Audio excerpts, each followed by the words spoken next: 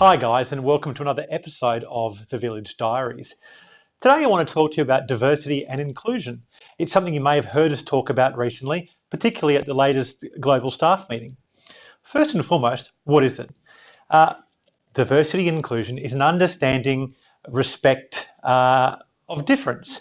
Different in age, different in gender, ethnicity, sexual preference, just to simply name a few.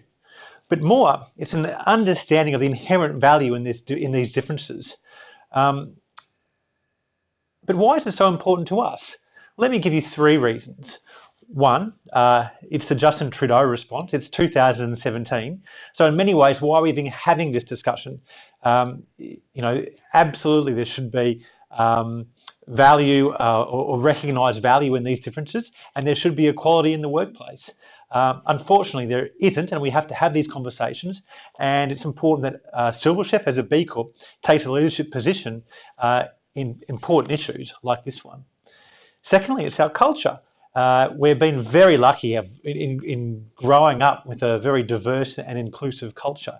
That goes largely to the great leadership of our founder, Alan English. But as we grow more people, more offices, more countries, we've got to be more structured, more strategic on how we maintain that culture. Now, if diversity and inclusion is central to our culture and culture is central to our success, there's simply no option but fostering a diverse and inclusive culture at SilverChef, at the SilverChef Group. Finally, let's put our business hats on. It's absolutely proven that a diverse range of people around the table come up with better quality decisions. I think we'd all know that if you had 5 Damiens sitting around a table, you probably wouldn't have the greatest decision-making process.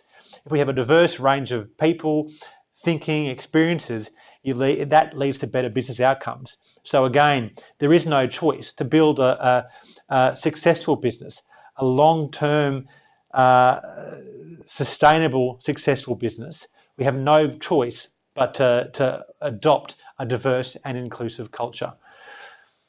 So what have we done about it? We've recognised that to absolutely start on this, you have to start with education. We have to train our people, about what it means and why it's important.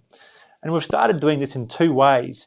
One, we're about to launch a diversity and inclusion module through B Grade for access to all staff. And we've started rolling out an unconscious bias workshop, initially to the leaders across the organisation, but over coming months we'll roll that out or make that available to everyone in the organisation, and understanding what type of impact unconscious bias has in our day-to-day working lives. That's really exciting. Secondly, we've actually called out in the leadership capability framework, the framework for development of leaders at SilverChef, that diversity and inclusion is central to that.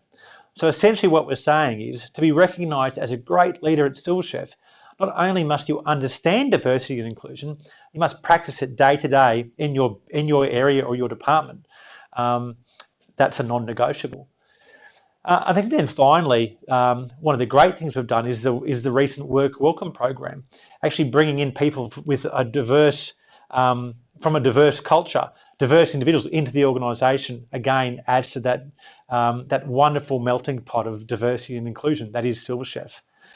So look, there's a basic outline of what we're doing, why it's important, and importantly, what it's going to mean for the organisation in the long term.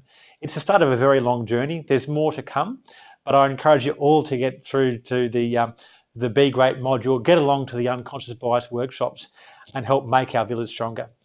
Thanks, guys.